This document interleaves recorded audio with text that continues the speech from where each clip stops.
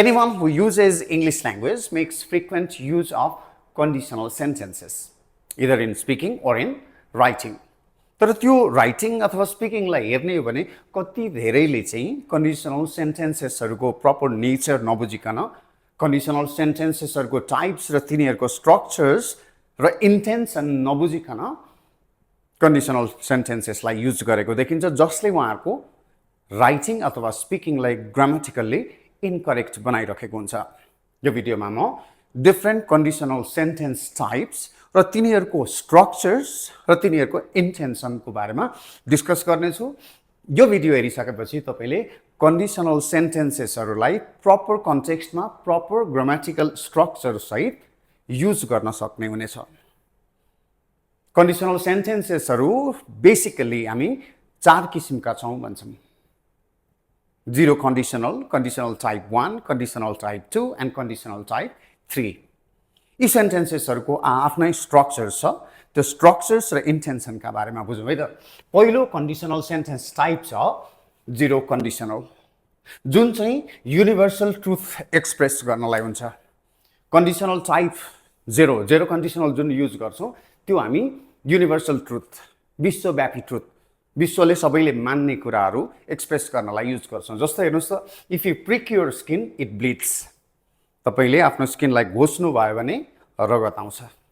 नेपालको मान्छेले स्किन घोच्योस् अथवा अमेरिकनले घोच्योस् रगत आउँछ नि, द्याट्स युनिभर्सल ट्रुथ। त्यस्तै if you heat water it evaporates हो नि, नेपालमा होस् अथवा युरोपमा होस्, वाटरलाई हिट गर्ने हो भने यो बाफ बनेर जान्छ। If you mix red and यो रेड होइन है, यो रेड होइन red, if you mix red and blue you get purple. यो सबैतिर त्यही हुन्छ। सो युनिभर्सल ट्रुथ एक्सप्रेस गर्ने बेलामा हामी यो सेन्टेन्स युज गर्ने रहछौं र यसको आफ्नो स्ट्रक्चर छ। त्यो स्ट्रक्चर हेर्नुस् त, इफ क्लज र मेन क्लज। इफ क्लजमा सिम्पल प्रेजेन्ट, मेन क्लजमा पनि simple present. If you prick your skin, prick verb 1, it bleeds verb 5, present tense. If you heat water, present tense, simple present. It evaporates, simple present. If you mix red and blue, you get purple, simple present. अब यसलाई हेर्नुस् त, if it, simple present राख्नुस्, if it rains. If it rains, plants get wet. Plants get wet. If it rains, dust settles. If it rains, temperature goes down. Temperature goes down. Simple present, simple present, simple present, simple present here also. So, this is the structure of conditional type 1, if plus simple present and main clause मा पनि simple present नै। अब conditional type 1 को कुरा गरौँ। conditional type 1 को कुरा कति बेला युज हुन्छ? जनरल सिचुएसन, प्रेजेन्ट को जनरल सिचुएसन र त्यसको रिजल्ट का लागि। जस्तो यहाँ हेर्नुस्, इफ इट रेन्स टुडे, अहिले पानी पर्छ, आज पानी पर्छ भने, पर्यो भने म छाता किन्छु। Sorry,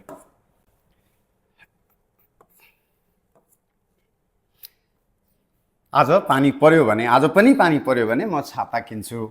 if you practice enough, practice राम्ररी गर्ने हो भने you will certainly improve your speaking.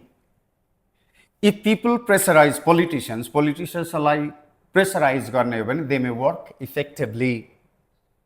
So general situation at present अनि त्यसको रिजल्टका लागि हामी कन्डिसनल टाइप 1 युज गर्छौं। यसको स्ट्रक्चर हेर्नुस्। अब इफ क्लजमा इफ प्लस सिम्पल प्रेजेन्ट र मेन क्लजमा सिम्पल प्रेजेन्ट अथवा सिम्पल फ्युचर, विल भनौँ न, will plus verb 1 or shall plus verb 1, can plus verb 1। हेर्नुस् त, if it rains simple present, will by, will plus verb 1। If you practice enough, will improve, will plus verb 1, simple future। If people pressurise politicians, they may work, may plus verb 1 effectively। यो structure याद गर्नु होला। अब यहाँ हेर्नुस् त, if you be smart enough, यो be भनेको के हो? बी verb हो। बी verb थाहा छ कि छैन? Be am, is, are, was, were, being, been यिनलाई be verb भन्छ। अब सिम्पल प्रेजेन्ट भनेको छ नि त प्लस सिम्पल प्रेजेन्ट राख्दाखेरि भन्नुस् त if you are smart enough you will pass the test will plus verb 1 on the will pass the test if you are smart enough you will solve the problem will solve or यसलाई can plus verb 1 पनि बनाउँछ you can solve the problem त्यस्तै if you are smart enough people will like you will plus verb 1 so यो structure हो conditional type 1 को if plus एकातिर तपाईले if plus simple present use गर्नुहुन्छ भने अर्कोतिर तपाईले के गर्नु पर्यो will plus verb 1 अथवा me plus verb 1 shall plus verb 1 must plus verb 1 use गर्नु पर्यो यो स्ट्रक्चर एकातिर चाहिँ if it rains today I would buy an umbrella भन्नु भने रङ भयो if it rains today I would buy an umbrella भन्न पाइएन ग्रामेटिकली रङ भयो है त अब कन्डिसनल टाइप 2 मा जाउँ जुनमा चाहिँ एकदमै धेरै कन्फ्युजन छ धेरैले यो कन्डिसनल टाइप 2 र कन्डिसनल टाइप 3 मा चाहिँ ग्रामेटिकल एरर धेरै गरेको पाइन्छ अब कन्डिसनल टाइप 2 चाहिँ कस्तो अवस्थामा युज हुन्छ unreal situation at present or future आज पानी पर्यो भने म अफिसमै बस्छु सरी आज पानी पर्यो भने म अफिसमै बस्थे अहिले प्रेजेन्टको कुरा मैले पैसा भेटे भने म मोटरसाइकल किन्छु भेटे भने फ्युचरको कुरा सो अनरियल सिचुएसन छ नि किन भेटे भने रियल होइन त्यो फ्युचरको कुरा unreal situation at present or in future express गर्नलाई कन्डिसनल टाइप 2 युज हुन्छ जस्तो हेर्नुस् इफ यु अलाउड मी यदि तिमीले मान्यौ भने तिमीले अलाउ गर्यो भने I would break his bones okay तिमीले मान्ने हो भने म उसको बोन्स बाँच्दिन्छु बाँच्दिन्थे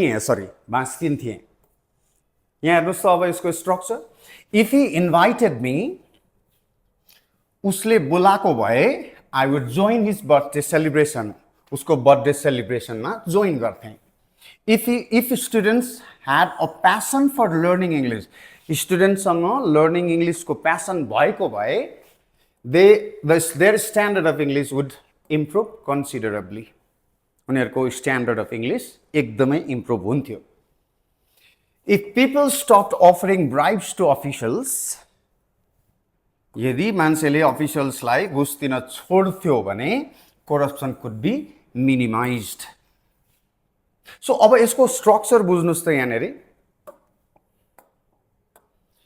इफ क्लजमा इफ प्लस सिम्पल पास्ट भनेको के verb 2 इफ क्लजमा verb 2 मेन क्लजमा would plus verb 1 or could plus verb 1 like if you allowed verb 2 would plus verb 1 त्यस्तै if he invited verb 2 would plus verb 1 त्यस्तै if students had a passion verb 2 their standard of English would improve would plus verb 1 if people stopped offering bribes to officials corruption could plus verb 1 यो चाहिँ passive फर्ममा भएकोले गर्दाखेरि could be minimized भयो है त अब यहाँ तल आउनुस् त मलाई यो स्ट्रक्चरलाई युज गर्न सिकौँ if I a bag containing a million rupees find verb 2 हो नि त इफ क्लजमा इफ आई फाइन्डको verb 2 found if I found a bag containing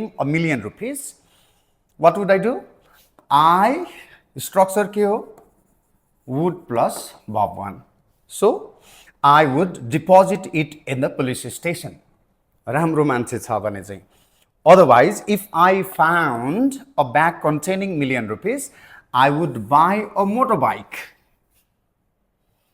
if I found a bag containing million rupees I would throw a party to my friends would plus verb 1 so याद गर्नुस् है conditional type 2 यदि तपाई if क्लजमा verb 2 use गर्नु हुँदैछ भने main क्लजमा वुड प्लस भर्ब 1 युज गर्न नबिर्सिनु होला।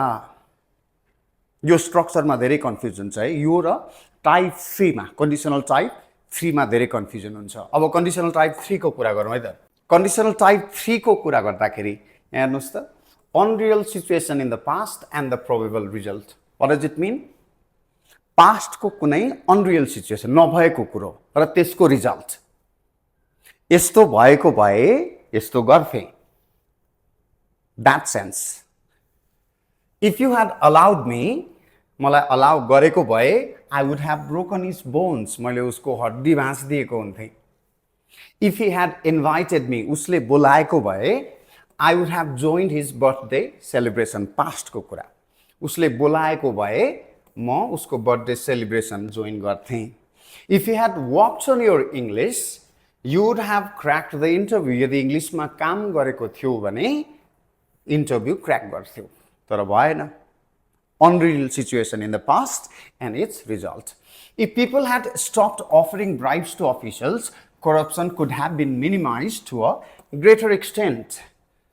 मान्छेले अफिसियल्सलाई ब्राइब गर्न छोडेको भए, घुस दिन छोडेको थियो भने करप्सन धेरै हदसम्म मिनिमाइज गर्न सकिन्थ्यो। So past, unreal situation in the past and the probable result, त्यसको रिजल्ट। अब यसको स्ट्रक्चर हेर्नुस् त, इफ क्लजमा अब के हुनु पर्यो, इफ प्लस पास्ट पर्फेक्ट हुनु पर्यो। पास्ट पर्फेक्ट भनेको के, ह्याड प्लस भर्ब 3 हुनु पर्यो। त्यसैले हेर्नुस् त, had plus verb 3, had invited had plus verb 3, had worked had plus verb 3, had stopped had plus verb 3। त्यसपछि मेन क्लजमा would could have plus verb 3, would have verb 3, could have verb 3. So हेर्नुस् त, would have broken, would have verb 3, would have joined, would have verb 3, you would have cracked, would have verb 3. So यो स्ट्रक्चरलाई याद गर्नुस्। यहाँ generally conditional type 2 र conditional type 3 को structure mix गर्दै स्टुडेन्टले use गरिदिएको हुन्छ अथवा इङ्ग्लिस युजर्सहरूले मिक्स गरेर युज गरिदिएको हुन्छ। जस्तो if you allowed me I would have broken his bones भन्नुभयो भने that's wrong. If he invited me, I would have joined his birthday. That's wrong. त्यस्तै if he had invited me, I would join his birthday भन्नुभयो भने पनि रङ भयो। किन? Conditional type 2 र conditional type 3 को आफ्नै स्ट्रक्चर छ, त्यही स्ट्रक्चर अनुसार तपाईले युज गर्ने प्रयास